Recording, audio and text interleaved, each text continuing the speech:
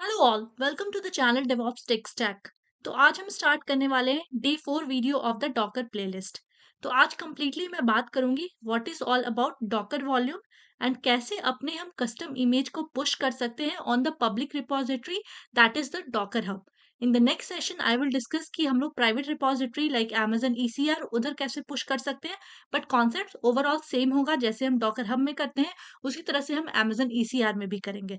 Just authentication will come into the picture, that is the extra part layer, but again concept बिल्कुल same होगा। तो अब हम start करते हैं about the Docker volume. Docker volume का यूज़ क्यों पड़ता है? अभी आपने इतने सारे वैल्यूज़ अपने टेबल में स्टोर करे, राइट? लेकिन जब आप कंटेनर को स्टॉप कर दोगे and then you will recreate the container, तो ये सारे वैल्यूज़ स्टोर्ड नहीं रहेंगे, ये सारे वैनिश हो जाएंगे, राइट?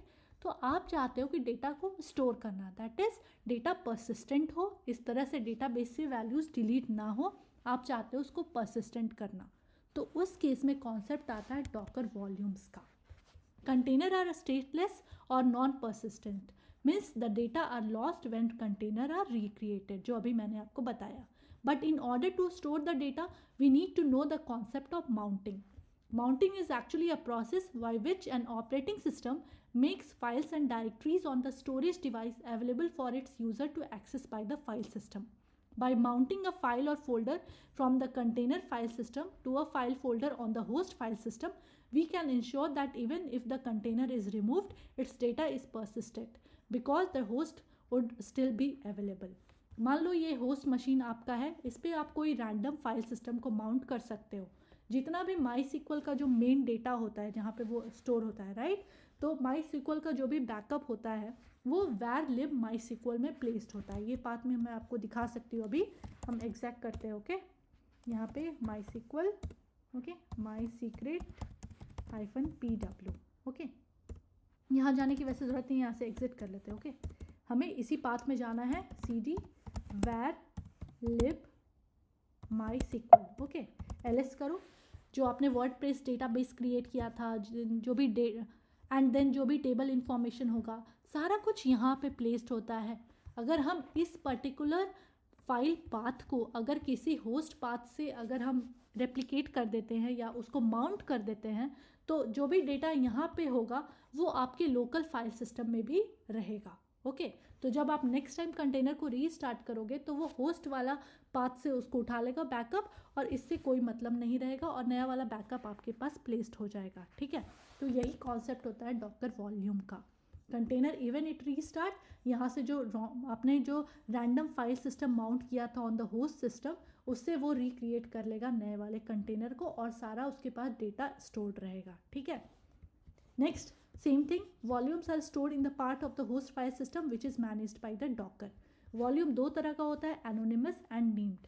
अगर आपने नेम्ड वॉल्यूम वहाँ पे डाला है तो नेम वॉल्यूम में आप स्पेसिफाई कर सकते हो कि किस नाम से आपको वॉल्यूम क्रिएट करना है। जैसे यहाँ पे मैंने नेम्ड वॉल्यूम का स्टोर किया है, आप यहाँ पे -v फ्लैग पास करोगे और -v में आप डालोगे कि कौन सा आपको नेम्ड वॉल्यूम क्रिएट करना है।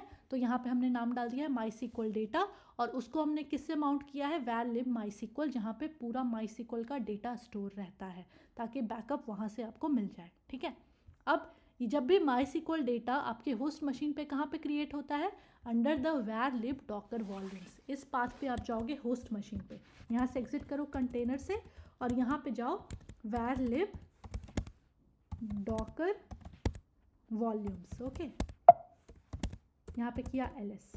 तो यहाँ पे जब आप एनोनिमस वॉल्यूम का यूज़ करोगे तो एक आईडी जनरेट करके वहाँ पे वॉल्यूम आपका प्लेस हो जाएगा। मतलब जो भी डेटा आपके वैर लिब माई सिक्वल में है वो डेटा आपके इस पर्टिकुलर पाथ में एक रैंडम आईडी से एक फोल्डर बनाएगा, उसके अंदर चला जाएगा।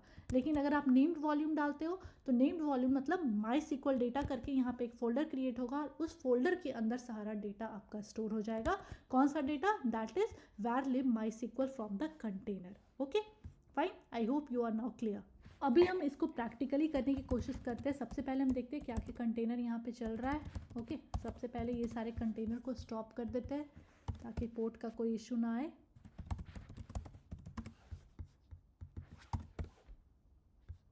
देन नेम का भी कभी कभी इशू आता है क्योंकि वो यहाँ पे ऑल कंटेनर में आपको मिल जाता है, तो सबसे पहले यहाँ से भी हटा देते हैं डॉकर rm आप यहाँ पे नेम का भी यूज़ कर सकते हो, ओके, डॉकर RM, देन यहाँ पे नेम भी डालोगे तो भी चलेगा, ठीक है, क्योंकि with same name you can't create multiple containers. अब हम क्या करेंगे, एक और MySQL का कंटेनर रन करेंगे, इसको कॉपी करते हैं और इस टाइम हम लोग नेम्ड वॉल्यूम का यूज़ कर रहे हैं। यहाँ पे हम लोग कर रहे हैं वॉल्यूम मैपिंग। वॉल्यूम मैपिंग मतलब यहाँ पे हमने -v फ्लैग डाल रखा है। ये वाला जो है वो होस्ट वॉल्यूम है। होस्ट वॉल्यूम कहाँ पे, इस वाले पाथ में, where lib docker volumes, ये path on the host, that is on the EC2 instance. उसको हम मैप कहाँ कर रहे हैं, where lib MySQL inside the container level, okay. उसके बाद हमने सेम किया है MySQL रूट पासवर्ड और MySQL डेटाबेस जो हमें क्रिएट करना है during the boot up of the container, इसको एंटर करते हैं, ओके। तो अब जब हमारा ये पर्टिकुलर कंटेनर अप हो जाएगा, तो अगर हम इस पर्टिकुलर पाथ पे जाते हैं, राइट, ये वाला जो मैंने यहाँ पे स्पेसिफाई किया था, यहाँ अगर आप जाओगे, अब अगर हम इस पर्टिकुलर पाथ पे जाएंगे, that is we are already inside this particular path, यहाँ पे अगर आप ls करोगे तो आपको यहाँ पे दिखेगा कि एक MySQL डेटा करके एक फोल्डर क्रिएट हुआ है, क्योंकि हमने नेम्ड वॉल्यूम क्रिएट किया था। अब अगर हम MySQL डेटा के अंदर जाते हैं, यहाँ पे ls करते हैं, तो अगेन यहाँ पे एक फोल्डर है डेटा करके, यहाँ जाओ, यहाँ ls करो, तो दिखेगा कि ये जो वर्डप्रेस डेटाबेस का इन्फॉर्मेशन है या कुछ और भी डेटाबेस रिलेटेड या जो टेबल आपने क्रिएट किया था, अभी तो हमने इस पर्टिकुलर कंटेनर पे नहीं क्रिएट किया है, अगर आप क्रिएट करोगे तो सारा कुछ बैकअप जो है वो इस पर्टिकुलर होस्ट पाथ पे अवेलेबल है। अगेन आप कंटेनर रिक्रिएट भी करते हो तो कोई प्रॉब्लम नहीं है, क्योंकि डेटा नेक्स्ट टाइम भी वो इसी पाथ से उठाएगा, तो सारा आपका डेटाबेस का बैकअप यहाँ पे on the node level present है, ओके।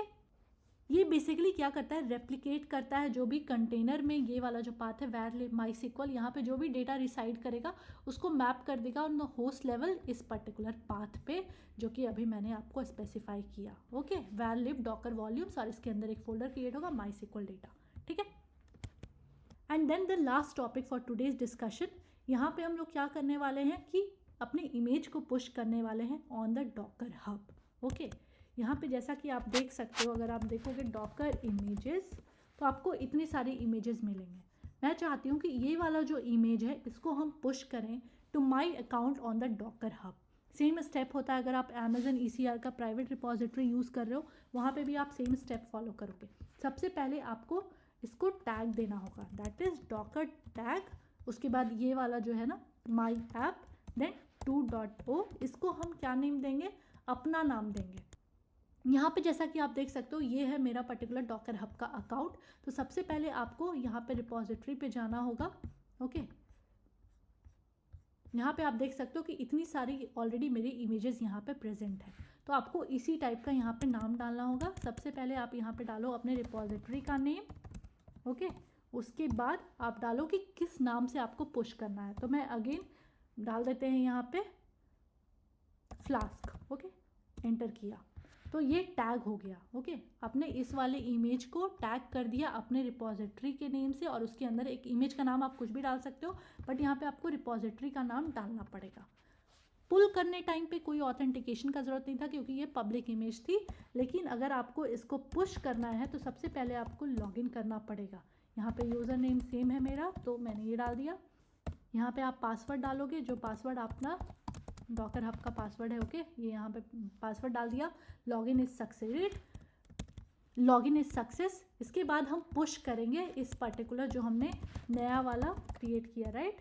तो इसको पुश कैसे करना है, डॉकर पुश, ये जो नया वाला आपने क्रिएट किया था इसको डालना है। इसका टैग आपको यहाँ पे मेंशन करना होगा, tag is latest, right, this is the latest tag, enter. आपका यहाँ पे ये पुश हो गया, रिफ्रेश किया, published a few seconds ago, okay. I hope कि आपको सारा कॉन्सेप्ट क्लियर हो गया होगा।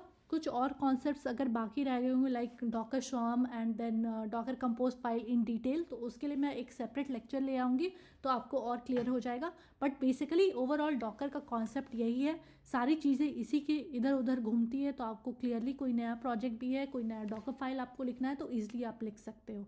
अगर कोई इन डिटेल आपको किसी पर्टिकुलर टॉपिक पे इन डिटेल और वीडियो चाहिए, तो please put in the comment section, I will make a separate video for that. Thank you for watching our videos.